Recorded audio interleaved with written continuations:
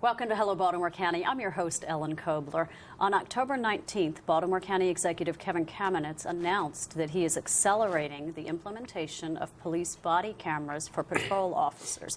As we've seen around the country, these official video records can often add clarity, but it's not a perfect system by any means. And the act of recording people, as well as the file storage and access to the video, presents a complex web of issues. Here with a unique perspective on the challenges and benefits of body cameras is Baltimore County State's Attorney Scott Shellenberger. Thank you so much for joining us. Ellen, thanks for having me. So give us a quick take on what the State's Attorney's Office is and what your role is in the justice system. Sure. As your viewers know, we handle every criminal case that occur here in Baltimore County. So that runs everywhere from a simple assault all the way up to a murder case and everything in between. We handle about 45,000 criminal cases a year in Baltimore County. In fact, we're the third busiest criminal court in the state of Maryland. Is that right? Okay, so tell us a little bit about how you perceive these police body camera video, the impact you see it having on prosecutions. Well, I think this is going to represent a sea change in law enforcement and in the way we prosecute cases. Since the county executive launched his program in July, there are currently a little over 150 body cameras on the street. They're mainly put on patrol officers, and I've been viewing some of these to just get a flavor for what's out there. And we believe it's going to greatly help our prosecution. The other day I watched a driving under the influence case in which the person refused to take a breathalyzer. But at one point during the field sobriety tests, the individual actually fell down. If you play that in a courtroom for a judge or a jury, you're going to win your case. Yeah. And so it does have a tremendous impact on our ability to prosecute, and I think prosecute effectively, and make sure the fact finder knows exactly what happened and they're not hearing it from somebody's memory. Yeah, we've all seen where the video itself has a profoundly stronger impact on people's perceptions than an eyewitness account. Yeah, and I think this is particularly true in domestic violence cases. When the first patrol officer rolls up to the scene and encounters the victim, and you can actually hear the tone of the voice, see the fear, and also see the injuries that have appeared rather rapidly. I think that'll have a great impact on both judges and jurors. Well, that actually leads us right into my main question. Talk a little bit about when the cameras are turned on, when they need to be turned off. There's privacy issues, all sorts of... Well, I do have to tell everyone that this is a very complicated issue. But basically, the cameras need to be turned on during enforcement actions. And when you're in your car, the best way to say it's enforcement is when lights and sirens go on. Okay. And so, that's one place. But also when they roll up to the scene of a crime or a call, because they don't know exactly what's going to happen. But we're also very mindful of privacy issues. And that is, when you get a call at 2 o'clock in the morning and respond to a call, people aren't at their best, either in the way they're dressed, the way they talk, the way they act. There can be juveniles involved, young children. So we have to be very careful about privacy issues. Just something as simple as responding to a crime that happened at a gym and you might have to go into a locker room. You have to be incredibly mindful of where you are and what your surroundings are.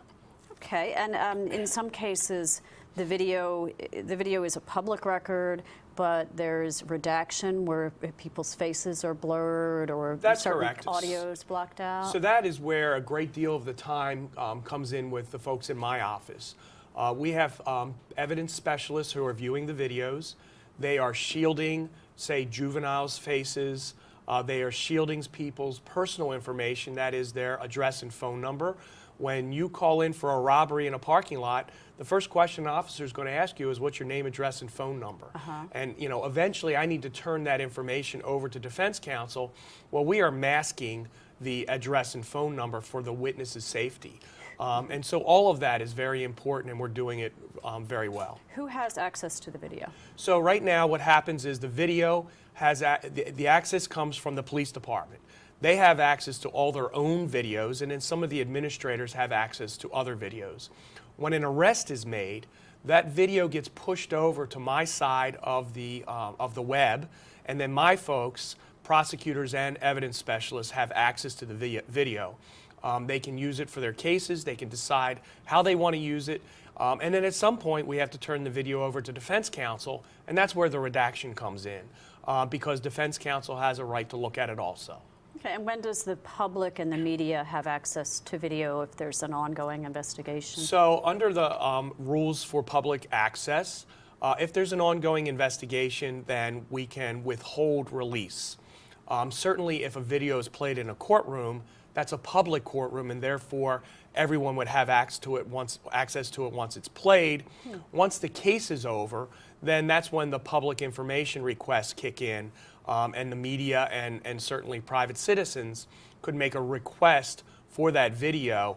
And there are times where we can not turn it over, but those times are pretty limited once the case is done. Okay, and I believe there's also some discretion where the video could be released publicly depending on the circumstances. Correct, and we work very closely with the police department in that regard, because I want to make sure that releasing the video before the case is over doesn't impact the defendant's ability to get a fair trial. Sure, that's the most important And thing. so as long as the video can get released and it doesn't impact the defendant's ability to get a fair trial, then the police department and I will make a decision that that's okay to go out to the public. Okay, and what about the storage and retention of this video? It's a So lot of video. Yes, the police department and I have met, and my deputies, and we've been to countless meetings, and we've come up with a storage plan where traffic cases are basically stored for 18 months.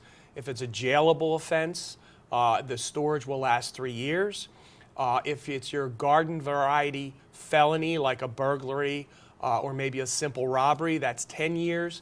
And for your big crimes, your murder, rape, and very serious violent crimes, we keep those videos forever.